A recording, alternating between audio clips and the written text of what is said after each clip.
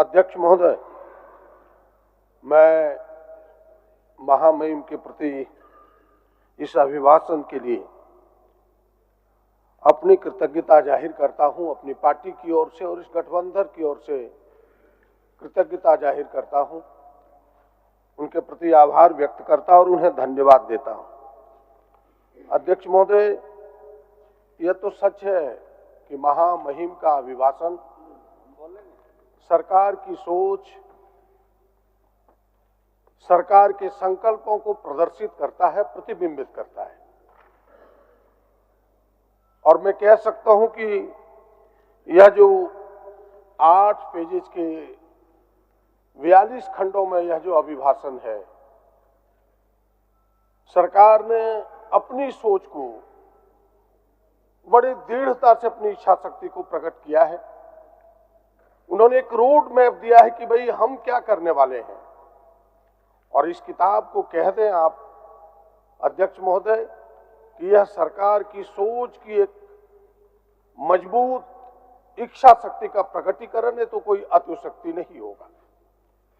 हम दूसरे शब्दों में कह सकते हैं कि यह जो बुक है कि this book of thoughts and commitment of this government, इस सरकार के कमिटमेंट को दर्शाता है अध्यक्ष महोदय। और मैं कह सकता हूं आगे कि सरकार ने जो कहने का प्रयास किया है कि हम गरीबों के लिए हैं, हम यहाँ के आदिवासी, दलित, मूलवासियों के लिए, अल्पसंख्यकों के लिए, नौजवानों के लिए, किसानों के लिए काम करना चाहते हैं। हम ऐसे लोग नहीं हैं कि अडानी और अंबानी के लिए काम करना चाहते हैं।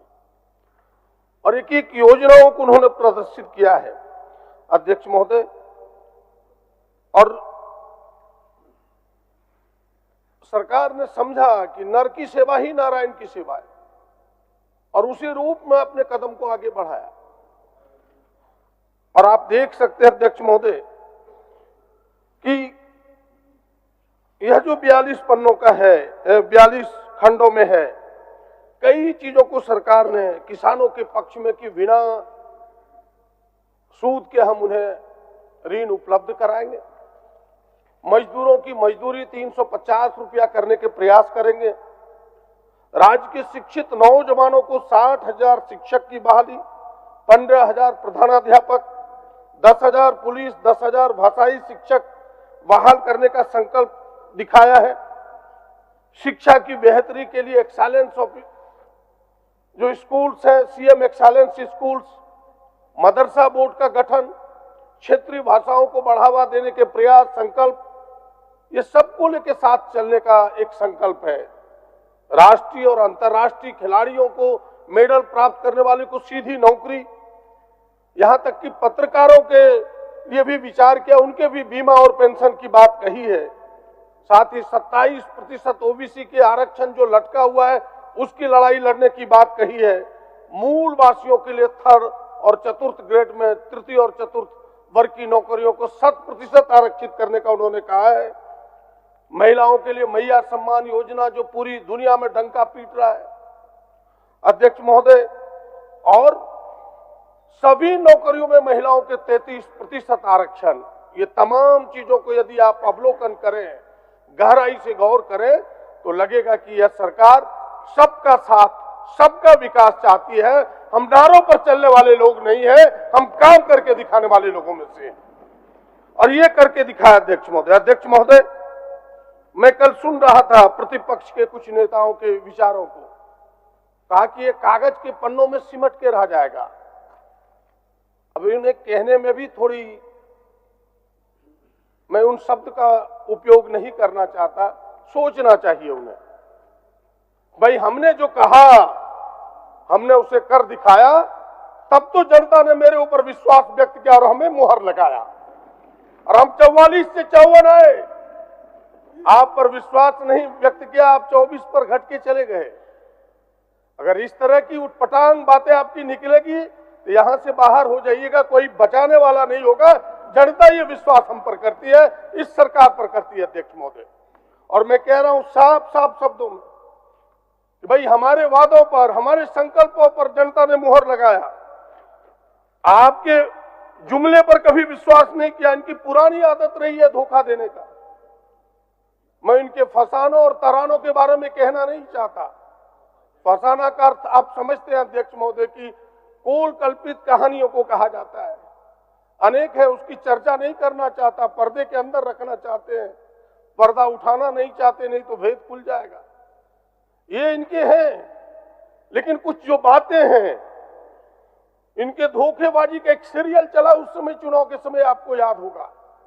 एक व्यक्ति आया, वो कौन था जो इस सीरियल का अपने आप को अभिनेता कहता था? हेमंत बिस्व शर्मा। वो कौन सा आदमी है अध्यक्ष महोदय? मैं एक फोटो आपको देता हूं और हमें लगता है कि यह फोटो पूरी प्रचारित होना चाहिए। ये मोदी लॉन्ड्री योजना का ही निकला हुआ एक व्यक्ति है। मोदी लॉन्ड्री योजना के 8 व्यक्ति के पिक्चर हैं। एक कार्टूनिस्ट ने बड़े ही ईमानदारी से इस 8 पिक्चर को सामने लाया है। पहला है चंद्रबाबू नायडू, दूसरा है एकनाथ शिंदे, तीसरा है हेमंत बिस्व शर्मा, चौथा है कैप्टन अमरिंदर, पांचवा है वीएस येदियुरप्पा, छठा है प्रफुल्ल पटेल, सातवां है नारायण राणे और 8वां है अजीत पवार। तीसरे नंबर पर है वो बिस्व शर्मा साहब। उसी लॉन्ड्री में ढूल करके वो आए। 14 नवंबर को 2014 नवंबर को जब सीबीआई का छापा पड़ा बिस्व शर्मा के ऊपर, हाई कोर्ट ने दिया कि भाई वो जो शारदा चीट फंड का जांच सीबीआई करेगा, दौड़े दौड़े इस लॉन्ड्री में अपने कपड़े को सफेद कराने चले गए। वहां से निकल के झारखंड आया अध्यक्ष महोदय, यही वो व्यक्ति है और वो इसके अभिनेता बने। और उन्होंने धोखेबाजी की एक कहानी शुरू की कि भाई हम मैया सम्मान में जो सरकार ने चलाई, हम भी कोको दीदी चलाएंगे। उसकी तारीख फिक्स कर दी उन्होंने, धोखा देने के लिए झारखंड के मां बहनों को। अध्यक्ष महोदय, मुझे उस पर शर्म ना लगा, उस पर मुझे तकलीफ नहीं लगा, लेकिन तकलीफ लगा कि उस अभिनेता के साथ सहनता बन बैठे। मैं बाबूलाल जी के प्रति बड़ी आदर करता हूं, उनके साथ काम करने का लंबा समय तक मौका मिला है। ये भी उनके सहयोगी बन गए। और एक फोटो आपके सामने देना चाहता हूं अध्यक्ष महोदय, ये है बाबूलाल जी का फोटो। जरा देखिए इस फोटो को, गौर कीजिए। उन्होंने कहा कि हम कोको दीदी भर के दिखाएंगे, सरकार को हिम्मत है तो पकड़ के दिखाओ। बताइए ये क्या है? ये क्या है अध्यक्ष मोदी? ये धोखा नहीं तो क्या है झारखंड के लोगों के साथ? इसीलिए झारखंड के महिलाओं ने, झारखंड के नौजवानों ने, झारखंड के पुरुषों ने कहा कि भाई एक गाना आप सबको पता होगा, साजन चला ससुराल में, कि तुम तो धोखेबाज हो, तुम पर हम विश्वास नहीं करते। उस गाने को अगर आपको याद होगा अध्यक्ष महोदय, तो मैं उस गाने को कहना नहीं चाहता, लेकिन इतना जरूर कहना चाहता अध्यक्ष महोदय कि तुम तो धोखेबाज हो, वादा करके भूल जाते हो। ये गाना खूब चला उस समय कि तुम्हारे ऊपर विश्वास नहीं है। मुझे विश्वास है हेमंत जी पर, मुझे विश्वास है गठबंधन पर, कांग्रेस पर, झारखंड मुक्ति मोर्चा पर, आरजेडी पर, इस गठबंधन पर विश्वास है और विश्वास व्यक्त करके 54 सीटों पर पहुंचा दिया कांग्रेस पर। इससे भी बात ना बनी अध्यक्ष महोदय, तो इन्होंने यहां दंगा फसाद कराने का प्रयास किया। माननीय सदस्य कंक्लूड करिए। हो नहीं, मेरा 25 मिनट है अध्यक्ष महोदय। आपका और कोई बोलेंगे? नहीं, 25 मिनट है अध्यक्ष महोदय मेरा। चलिए बोलिए। अभी तो 10 मिनट भी नहीं हुआ। मैं कांग्रेस से और बोलने वाला नहीं, 25 मिनट है, मैं अकेले बोल रहा हूँ अध्यक्ष महोदय। चलिए, इसलिए मैं आपसे कह रहा था इस आपका दल का समय इसमें जोड़ दें।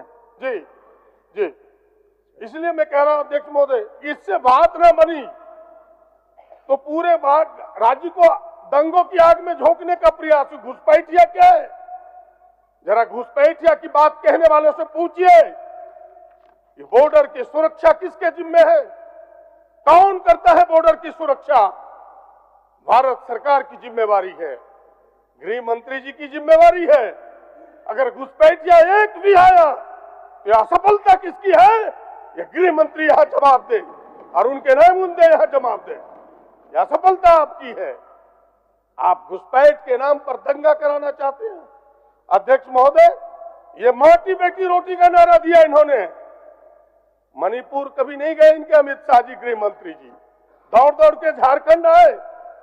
मणिपुर इन्हें याद नहीं आता जहां बेटियों को नंगा करके घुमाया जाता है, आदिवासी बेटियों को नंगा करके घुमाया जाता है, वो उन्हें शर्म नहीं लगता। और यहां की बातें करते हैं कि रोटी बेटी माटी की बात करते हैं। अध्यक्ष महोदय, अध्यक्ष महोदय, सवाल ये है, कितने भद्दे भद्दे नारों टी शर्ट पर दिया गया कि बटोगे तो कटोगे, बटोगे तो कटोगे। ये नारे क्या थे अध्यक्ष महोदय? ये नारा यही था कि इस राज्य को हिंदू मुसलमानों में तफरका पैदा करो, लोगों को इस दंगे की आग में झोंक दो और वोट ले लो। ये ऐसे लोग करने वाले लोग हैं। लेकिन जनता यहां समझ गई, यहाँ के नौजवानों ने समझा कि हम विरसा के पुजारी हैं, हम सिद्धो कानू के पुजारी हैं, हम गांधी के पुजारी हैं, टाना भगत के पुजारी हैं, हम गौडसे के लोगों के हाथों में झारखंड कतई नहीं दे सकते। इसलिए इन सीटों को लाके हमें दिया है, 54 तक पहुंचा। अध्यक्ष महोदय, कहानी यहां से शुरू होती है। अध्यक्ष महोदय, देश की सत्ता पर बैठे हुए लोगों की जिम्मेवारी बनती है। क्या जिम्मेवारी बनती है? कि देश की धर्मनिरपेक्षता, देश की अखंडता को मजबूत करे। ये उल्टे करते हैं। ये देश की धर्मनिरपेक्षता को ये कमजोर करना चाहते हैं, देश की अखंडता को कमजोर करना चाहते हैं। मुझे वो गीत याद आता है, किशोर कुमार जो आज रहे नहीं, कि चिंगारी यदि भड़के तो सावन उसे बुझाए, और सावन ही आग लगाए तो उसे कौन बुझाए। कहानी यही प्रारंभ होती है। अध्यक्ष महोदय, ये चिंगारी बुझाने वाले लोग नहीं, चिंगारी भड़काने वाले लोग हैं। इसीलिए मैं आपसे कहने के लिए आया हूं। आपके ध्यान में होगा अध्यक्ष महोदय, इन्होंने थोड़े दिन पहले इनके लोग जो अपने प्रस्तावना है संविधान का, उस प्रस्तावना को भी बदलने के लिए सुप्रीम कोर्ट का इन्होंने गुहार लगाया कि इसमें जो धर्मनिरपेक्षता शब्द है और समाजवाद, उस शब्द को हटाया जाए। सुप्रीम कोर्ट के जो कमिटमेंट्स आए, जो कमिट रहा है अध्यक्ष महोदय, जो उनके विचार आए हैं, वो विचार बड़े स्पष्ट हैं। वह विचार की कॉपी में आपके अवलोकन के लिए भेजता हूं, आप इसे जरूर पाठ बनाएं। अध्यक्ष महोदय, आप इसे जरूर पाठ बनाएं। जो उन्होंने कहा उसकी केवल समय कम है, इसलिए मैं सार उसका कहना चाहता हूं कि माननीय कोर्ट ने स्पष्ट शब्दों में कहा, इन शब्दों को लोगों ने, with the people of India, उनके जो शब्द है अध्यक्ष महोदय, वाइड स्प्रेड एक्सेप्टेंस है। 44 वर्षों से लोगों ने इसको स्वीकार किया है, एक बड़े विस्तार रूप से। अब इस प्रकार की चीजों को क्यों ये हटाना चाहते हैं, इसकी मंशा क्या है, ये जगजाहिर हो गया। अध्यक्ष महोदय, आर्टिकल 52 क्या कहता है? ये संविधान मानने वाले लोग नहीं है। आर्टिकल 52 कहता है अध्यक्ष महोदय इस संविधान का, इस देश का एक राष्ट्रपति होगा जिसमें कार्यपालिका की सारे अधिकार निहित होंगे और वो देश का पहला नागरिक होगा। ये संविधान का आर्टिकल कहता है अध्यक्ष महोदय। लेकिन आपको मैं एक चित्र देना चाहता हूं सामने, आप इस चित्र को देखें जरा। देखिए, प्रधानमंत्री बैठे हुए हैं। किशोर जी जरा ध्यान दीजिए, प्रधानमंत्री बैठे हुए, राष्ट्रपति खड़े हैं, जरा देखें आप इसे। राष्ट्रपति खड़े, क्या ये संविधान का उल्लंघन नहीं है? आर्टिकल 52 का उल्लंघन नहीं है? ये जो 52 संविधान का आर्टिकल 52 है, क्या कहता है? राष्ट्रपति सर्वोपरि होगा देश का। और देखिए इस चित्र में महामहिम खड़ी है। मैं मानता हूं कि आडवाणी जी मजबूर है, बैठे हुए हैं। प्रधानमंत्री जी, आप किस मजबूरी से बैठे हैं? इसलिए कि आदिवासी महिला राष्ट्रपति है, इसलिए आपने सम्मान नहीं किया, इसलिए इतनी हिम्मत आपने दिखाई कि राष्ट्रपति को खड़ा करके आप बैठे रह गए। अध्यक्ष महोदय, ये इस संविधान को मानने वाले लोग नहीं है। इन्हें विश्वास किस पर है? ये मनुस्मृति पर, ये मनुस्मृति पर विश्वास। इस किताब को देखें, इस पर ये विश्वास करते हैं। इनके संविधान पर विश्वास नहीं करते अध्यक्ष महोदय। और देश के आजादी में लड़े हुए पुरखों को मैं बधाई देना चाहता हूं, हृदय से आभार व्यक्त करता हूं, उन्हें प्रणाम करता हूं 100 बार कि हमें ये संविधान दिया जिस कारण से हम सब बोल पाते हैं, हम सब यहां तक पहुंच पाए। वरना ये तो इसी मनुस्मृति को लेकर चलते, उसके केवल एक खंड को आपको पढ़ के सुनाता हूं अध्यक्ष महोदय। मनुस्मृति के 4थे अध्याय का 80 और 81 श्लोक को मैं पढ़ता हूं अध्यक्ष महोदय कि न शूद्राय मति दद्यात्, न उच्छिष्टम हवि कृष्टम, न च अस्य उपदेशे धर्म, न च अस्य व्रतम आदि से। और दूसरा है यो ही अस्य धर्ममाचेष्टे यह च एव आदि सती व्रतम स्व संवृतम नाम तम स्व तनेव मज्जात। यानी कह रहा है इस सूत्र को सुनने का तो दूर, उसको कोई उपदेश भी नहीं दे सकता धर्म का। जो उपदेश देगा उसको धर्म का, वो भी उसके साथ नरक का भागी बनेगा। इसके ये समर्थक है, ऐसे लोग हैं ये संविधान को मानने वाले लोग नहीं है अध्यक्ष महोदय। और मैं कहना चाहता हूं कि यहां संविधान की लड़ाई हम सब हेमंत सोरेन के नेतृत्व में लड़ रहे हैं और पूरे देश में संविधान को बचाने की लड़ाई राहुल गांधी के नेतृत्व में हम सब लड़ रहे हैं। हो गया संविधान को माननीय सदस्य, हो गया आपका समय। नहीं अध्यक्ष महोदय, है समय, आप देखें, हो गया समय है, हो गया समय आप देखें। अब हो गया। हाँ, बस 2 मिनट आपका ले रहा हूँ अध्यक्ष महोदय। 1 मिनट में समाप्त करिए। नहीं, 25 मिनट है, अभी 23 मिनट, अभी 11:23 हुआ अध्यक्ष महोदय, अभी 11:23 हुआ। आप देखिए, आप बैठे, चलिए 11:23 हुआ अध्यक्ष महोदय। इन्हें लोकतंत्र पर विश्वास नहीं, ये सकारात्मक बातों को कहते नहीं। आपने देखा जब यह चुनी हुई सरकार किस प्रकार IT ED से इन्होंने तंग किया था, वो तो हेमंत जी की हिम्मत थी जो हम सब लौट के आए अध्यक्ष महोदय। अध्यक्ष महोदय, मैं आपके आग्रह को मानते हुए इतना जरूर कहना चाहता हूं कि ये लोग फिर से हमें तंग करेंगे, फिर से हमें परेशान करेंगे, लेकिन हम सब डरने वाले लोग नहीं हैं। बस आज की मौसम में, आज के समय जो माहौल इन्होंने बनाया है पूरे देश में, जो जनता की पुकार है, 4 पंक्तियों को कह करके मैं आप अपने विचार को विराम दूंगा अध्यक्ष महोदय कि वक्त आया है। इन 4 पंक्तियों से अभिव्यक्त करता हूं। उठो अब गौतम समाधि को छोड़ो, उठो अब गौतम समाधि को छोड़ो, उतर आओ ईसा सलीबों को तोड़ो, अब आओ मोहम्मद कहो फिर से कूड़ा कि फिर से मोहब्बत को भूला है इंसान। अब आओ नानक निधेवान बनकर चले आओ अब तो हिमालय से शंकर के फिर जहर को इस जमीन से मिटाओ। ये पीरो, ये फकीरो, ये विरसा, ये सिद्धो सभी लौट आओ, अब एक साथ सबको मोहब्बत सिखाओ।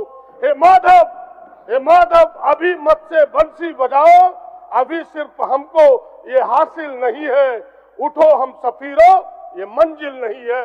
अध्यक्ष महोदय, इन्हीं चंद बातों के साथ कि जो सरकार ने रखा है उनको केवल एक सुझाव देते हुए कि सारी बातें आई है, लेकिन जाति जनगणना सरकार ने पहले से संकल्प लिया है, वो जाति जनगणना हो। इन्हीं सुझावों के साथ आपको साधुवाद और अपने महामहिम राज्य के पाल के प्रति फिर से एक बार कृतज्ञता व्यक्त करते हुए गठबंधन की ओर से धन्यवाद, नमस्कार।